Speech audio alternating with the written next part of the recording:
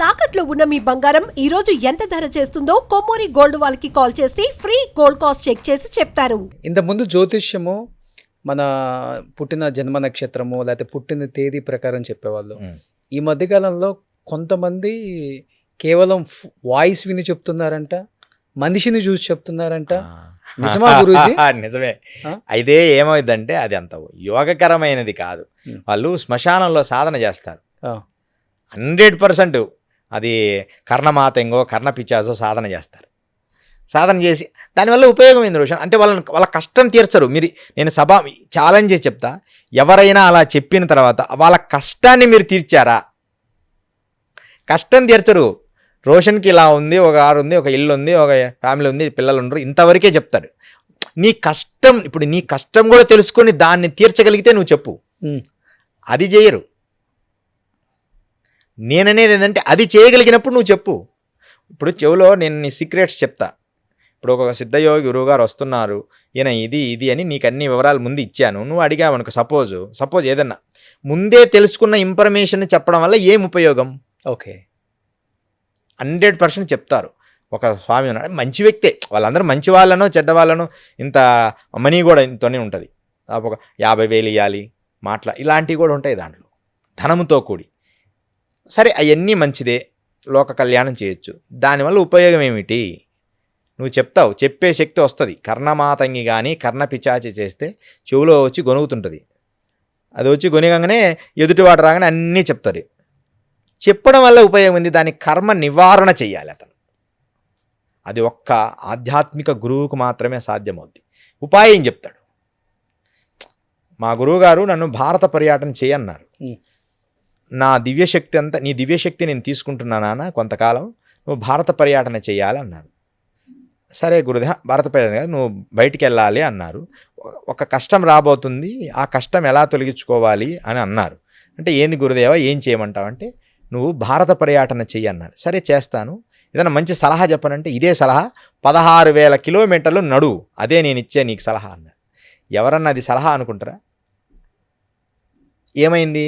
నేను కష్టాలు అనుభవిస్తూ భారత పర్యటన చేస్తున్నప్పుడు పుణ్యక్షేత్రాల చుట్టూ తిరగడం వల్ల ఈ కష్టాలు పోతున్నాయి, ఒక పక్క పుణ్యం యాడ్ అవుతుంది, అంటే స్పిరిచువల్ ఎనర్జీ యాడ్ అవుతుంది. ఏకకాలంలో అలా డిజైన్ చేశారు. అదే కష్టం వచ్చినప్పుడు ఒకే దగ్గర కూర్చున్నాడు అనుకో, మనిషి ఎదగలేడు. మనిషి కష్టం వచ్చిందని ఒకే స్థలంలో కూర్చుంటే వాడు ఎదగలేడు.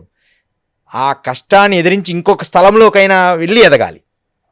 మనం వెళ్తుండాలి, అక్కడ ఫ్లో అయిపోవాలి. నువ్వు ఒక దగ్గరే ఉండి కష్టం వచ్చిందని అక్కడే కష్టం ఉంటే ఆ కష్టాన్ని నుంచి ముందుకు వెళ్ళలేవు. ఇప్పుడు మిమ్మల్ని యోగి అనొచ్చా లేకపోతే గోరి అనొచ్చా? ఖచ్చితంగా యోగి అని అనాలి. యోగి అనాలి. స్వామి సిద్ధయోగి అని గురువుగారు స్వయంగా మాకు నామకరణం చేశారు. అంటే మీకు కూడా పేర్లు మారుస్తూ ఉంటారు ఎప్పుడు? ఇది లాస్ట్. ఇది దీని తర్వాత ఇంకొక పేరు ఉంది నాది. ఎన్నిసార్లు మారుస్తారు? మొత్తం 4 సార్లు మారుస్తారు. ఎప్పుడెప్పుడు? బాల్యంలో ముందు బ్రహ్మచారిగా ఒకటి, ఆ బ్రహ్మచారి కొంచెం యోగ శక్తిని తోడైతే యోగిగా మారుతుంది. దాని తర్వాత అది యోగి అయిపోయిన తర్వాత వాడి ఫుల్ఫిల్గా అన్ని శ్రీ విద్యకు ముందు ఒక యోగి ఒక నామం వస్తుంది. దాని తర్వాత గృహస్థ సన్యాసం అని ఒకటి ఇస్తారు. అంటే శ్రీ విద్యోపాసనలో ఇంకొక మెట్టు ఉంటుంది. శ్రీ విద్య ఇదందరికీ కొంచెం తెలివిగా ఈ శాస్త్రం తెలిసిన వాళ్ళకి క్లియర్గా తెలుస్తుంది నేను చెప్పినవి. తర్వాత శ్రీ విద్యోపాసనలో ఒక పేరు వస్తుంది. మా గురువుగారి పేరు ఇప్పుడు శ్రీ విద్యలో ఒక పేరు సపరేట్గా ఒక నామకరణం వస్తుందన్నమాట. శ్రీ విద్యానందనాథ అని మా గురువుగారి పేరుంది. నాకు శ్రీ విద్యోపాసన నేర్పించిన గురువు. అయితే ఈ పేరునే అందరికీ ఈ శ్రీ విద్యానందనాథ, శ్రీయానందనాథ ఇలా రకరకాల పేర్లు, అంతర్ముఖానందనాథ అని శ్రీ విద్యలో చివరి పేరు ఇస్తారు. ఆ తర్వాత వాడి పరిపూర్ణ పక్వమైన గురువు అయినట్టు అనమాట ఆ పేరు ఇస్తే. ఓకే, లాస్ట్ 4వ సారి, ఇంకా 4వ సారి పెట్టిన తర్వాత 3 సార్లే. ఒక్కోసారి మధ్యలో ఇంకొక పేరు కూడా యాడ్ అవుతుంది కొన్ని సందర్భాల్లో, వాళ్ళు ఆచరించిన విధానాన్ని బట్టి 3 సార్లు పేరు మారుతుంది. 1, 2 బ్రహ్మచారి, దాని తర్వాత బ్రహ్మచారి నామం తర్వాత యోగం తర్వాత సన్యాసం. ఓకే. సో బట్ మీకు పెళ్ళైపోయిందా గురూజీ? అంటే ఈ వివాహ మార్గంలోనే ఉంటాం ఖచ్చితంగా. గురువుగారు సన్యాసం 3వ తీసుకుంటే మరి కుటుంబ వ్యవస్థ అప్పుడు కష్టం అవుతుంది కదా మరి? ఖచ్చితంగా గురువుగారు ఆదేశానుసారమే జరుగుతాయి అవన్నీ. అంటే మీరు ముందు బ్రహ్మచార్యంగా ఉన్నప్పుడే పెళ్లి చేసుకున్నారా, లేకపోతే అట్లేం లేదు. గురువు గారి గురువుగారి ఆదేశానుసారమే జరుగుతుంది. ఆయనే చూపిస్తారు ఎవరిని చేసుకోవాలి కూడా? అన్ని డిక్లరేషన్ అయిపోయి ఉంటాయి రోషన్ గారు. ఈ ముందే వారు గురువుగారు అన్ని వివరాలు చెప్తారు. ఆ, దాన్ని అది అన్ని కూడా కాలాంతరాల్లో మీకు తెలియచేస్తాం. అది అంత పెద్ద విషయం కాదు అది. అంటే పెళ్ళై పిల్లలు కూడా ఉన్నారు మీకు? ఆహా. ఆ? పిల్లలు అవన్నీ అని కాదు. ఆ. అసలు భార్య పిల్లలు వీటి విషయం కంటే ఆ. గురువు గారు నిర్ణయం చేసినప్పుడు అది మనం రిలీజ్ చేసుకోవాలి. Okay okay. వారు ఇంకా పర్మిషనింగ్ లేదు. ఓ అది కూడా వాళ్ళు చెప్పినప్పుడే చెప్పాలి. ఆ పర్మిషన్ అంతా గురు పర్మిషనే. అలా ఉంటేనే వాడు గురువు శిష్యుడు అవుతాడు, వాడు గురువు అవుతాడు. నాకు జ్ఞానం ఉంది నేను అంటే అలా మాట్లాడకూడదు. ఇప్పుడు ఇందాక కూడా కొన్ని విషయాల్లో ఆ పేరు చెప్పడానికి కూడా మీరు గమనించాలి లేదు, అంటే అది ఎంతవరకు చెప్పాలో అంతవరకే మేము చెప్పవలసింది ఉంటుంది. ఇప్పుడు యోగులు ఇన్ని సంవత్సరాల నుంచి మీరు అంటే చేస్తున్నారు కాబట్టి ఇంత ధ్యానం, అంటే దేవుడు ఉన్నాడు అని బలంగా నమ్మని వాళ్ళకి ఏం చెప్తారు?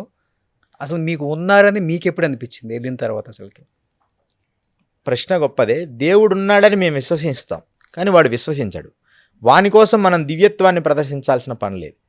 ఒకటి. రెండోది, దేవుడు ఉన్నాడో లేదో అని పక్కన పెడితే ముందు హ్యూమెన్గా బతకడం నేర్చుకోవాలని మా గురువుగారు చెప్తారు. మనిషి మనిషిలాగా పోతే వాడు దేవుడు.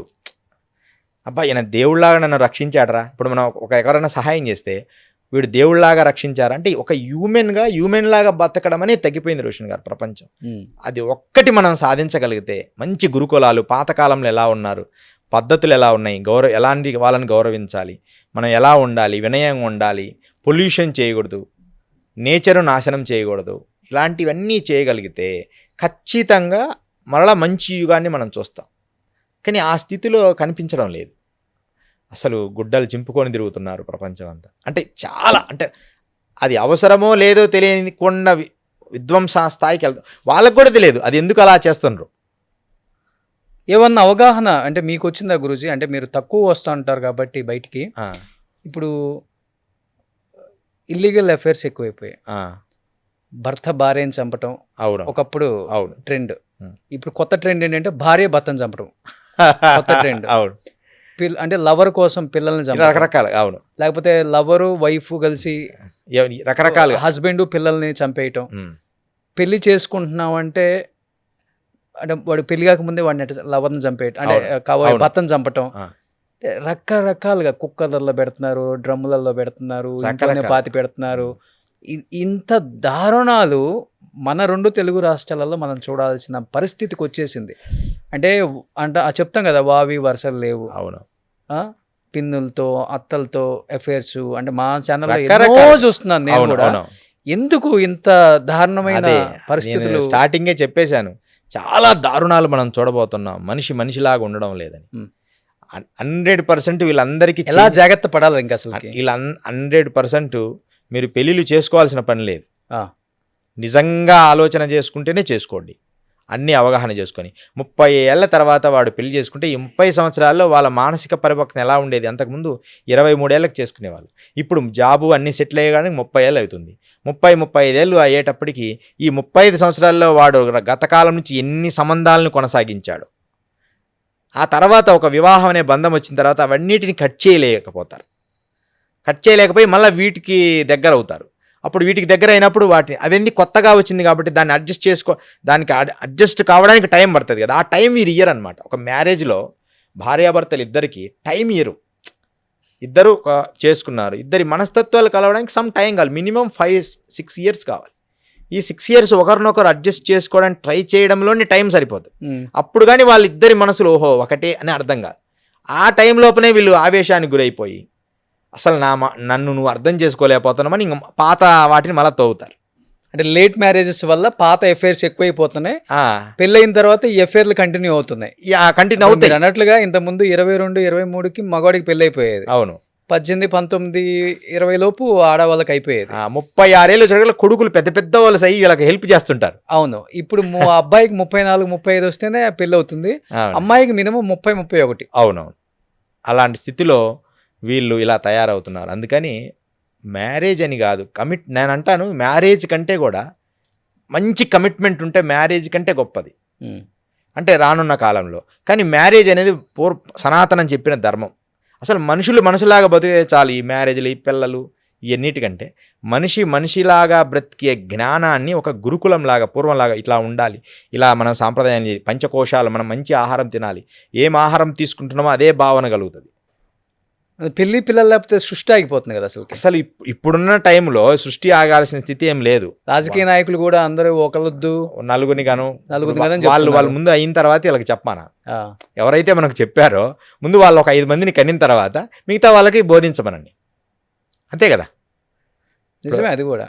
మనకు విన్నాడు చక్కగా 2-3 అంటే 2-3 పిల్లలు కంటే మనకు ఇబ్బంది లేదు. నువ్వు చెప్పొచ్చు, నువ్వు అర్హుడివే. ఒకరిని గండిన తర్వాత నువ్వు నలుగురిని కను అని చెప్తే అతను ఎలా అర్హుడవుతాడు? ఇప్పుడు నేను యోగిని, నేను ఖచ్చితంగా యోగ సాధన నేర్పగలను, నేను సనాతన ధర్మంలో సాంప్రదాయబద్ధంగా విద్య నేర్చుకున్నవాడిని, నేను ఏమి చెప్పినా సరే దాన్ని ఖచ్చితంగా నేను ఆచరించిందే ప్రపంచానికి చెప్తున్నా ఇప్పటి వరకు. అలా నువ్వు ఏమి చేసావో అది చెప్పడానికి సిద్ధమయ్యేవారు కావాలి సంఘంలో. ఇప్పుడు వాళ్ళు తక్కువైపోయారంటారు. 100% ఒక్కరు ఇద్దరు తప్ప, నేను ఇన్నింటలు ఒక్కరిద్దరు తప్ప మిగతా వాళ్ళందరూ కూడా తక్కువైపోయారు. మిగతా వాళ్ళందరూ కూడా తక్కువే. నిర్భయంగా ఉండు, చక్కగా ఆచరించు, ధర్మాన్ని ఆచరించు, అలాంటి స్థితిలో లేరు ఇప్పుడు. వాళ్ళ ఇష్టానురాజ్యం అయిపోయింది.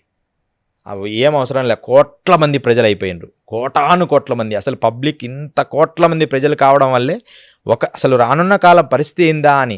రానున్న కాలంలో ఫుడ్ దొరకదు, భోజన వసతులు మనకు ఉండవు. 5-10 years లోపలనే భోజనానికి ఇబ్బంది పడతారు. అంత క్రైసిస్ రాబోతుందా? ఇది జనాభా పెరిగితే క్రైసిస్ రాకేమైంది? ఉన్న జనాలు అడాప్ట్ చేసుకోండి. ఎన్ని కోట్ల మంది బీద ప్రజలు ఉన్నారు, అడాప్ట్ చేసుకోండి.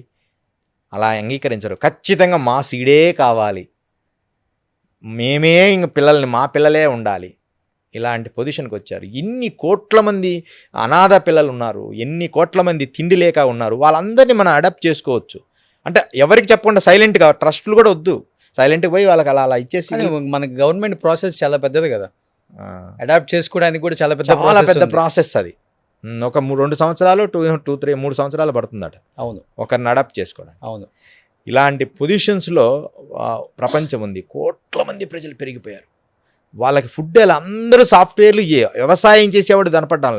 ఆ సోషల్ మీడియాలో మొక్కలు నాటే ప్రోగ్రాం పెట్టడం తప్ప రియాలిటీగా మొక్కలు నాటిచ్చే వ్యవసాయ విద్యనే ఇప్పుడున్న ఈ కోటీశ్వరుల ఈ వీళ్ళందరికీ వ్యవసాయ విద్యనే పొలం పెట్టి నేర్పించండి. ఓన్లీ దానికి కూడా ఇప్పుడు మీరు రోషన్ గారు ఆశ్చర్యకరం, ఈ మధ్యకాలం వింటున్నా, దానికి కూడా ఒక అమౌంట్ కట్టి ఒకరోజు టూర్కి తీసుకెళ్తారు. టూర్కి తీసుకెళ్ళి 2 days ఆ వరి నాటియడం అది చేపిస్తారు. డబ్బు కట్టి తీసుకొని అవును, అయిపోయినాక మళ్ళీ రిటర్న్ వస్తారు. అంటే 2 daysలోనే వానికి వ్యవసాయం వచ్చేస్తుందా? పూర్తిగా వ్యవసాయ విద్య నేర్పించండి. ఫార్మసీ లేదు, మా కుర్రాడు మాత్రం సాఫ్ట్వేరే చదవాలి, నా కింద ఉన్నాడు మాత్రం వ్యవసాయం చేస్తూ నాకు అన్నం వండి పెట్టాలి. ఇప్పుడు జెన్జీ కిడ్స్, జెన్ ఆల్ఫా కొత్తగా వచ్చేస్తుంది. ఇప్పుడు యూత్ చెప్పాలి అంటే గవర్నమెంట్లు కాదు, సెంట్రల్లో ఉన్న సెంట్రల్ గవర్నమెంట్ని కూడా అలా అలా అలా అలా ఊపేశారు. మొన్న ఎడ్యుకేషన్ మినిస్టర్ రాజీనామా చేసిందా కుదరలా. ఎలా ఉండబోతుంది జెన్జీ కిడ్స్ ఇది, జెన్ ఆల్ఫా ప్రభావం భారతదేశం మీద? కొద్ది రోజులు అంటా ఉంటుంది, తర్వాత అందరూ విచ్చలవిడితనం పెరుగుతుంది. సోషల్ మీడియా మాధ్యమాలలో కూడా విపరీతమైన వికారాలకు సంబంధించిన విధానం పెరుగుతుంది. కామము అనే పదము ఇక భయపడాల్సిన పని లేని తెరిచిన పుస్తకం అవ్వబోతుంది. అంటే ఇప్పటిదాకా తెరవకుండా ఉన్నాయి కదా, అంటే ప్రత్యేకంగా పబ్లిక్లో ఉండడము. గవర్నమెంట్లు కూడా అలాగే సిస్టమ్ తయారు చేస్తుండే, ఎవరికి నచ్చిన వాళ్ళతో వాళ్ళు జీవించండి, ఎట్లాగైనా ఉండండి. అంటే ఆ స్థాయి, ఆ ప్రపంచ నేచర్ అలా తీసుకొస్తుంది కలి ప్రభావం. వారి పరిస్థితిని ఇది అని చెప్పలేము. యువత కదా, యువత చేతిలో కర్ర పెడితే వాడు దాన్ని ఎలా ఉపయోగిస్తాడో మనకు తెలియదుగా. ఎలాగైనా వాడతాడు. దీనికి వాడండ్రా అని మనం చెప్పేదాకా వాడు ఆగడు కదా, ఆగడ. అందుకని జెన్జీ పరిస్థితి ఇదే పరిస్థితి. ఈ కిడ్స్ పరిస్థితి ఏంటంటే సారథి లేని వారసులు. బలమైన వ్యక్తి ఉండాలి నడిపించడానికి. అందరూ బలమైన వ్యక్తులు నడవండిరా అంటే వాళ్ళు ఎలా విచ్చలివిడిగా వెళ్తాడు. వ్యూహము చల్లా చెదర వ్యూహం లాగా ఉంటుంది. వ్యూహం అనేది ఒక పద్ధతిగా ఉండాలి. విపరీతము కాదు చేయ వివరింపదగున్, విపరీతము చేయకూడదు వ్యూహాన్ని. దాన్ని ఒక క్రమబద్ధీకరంగా చేయాలి, సక్సెస్ అయ్యారు, సక్సెస్ అంతే.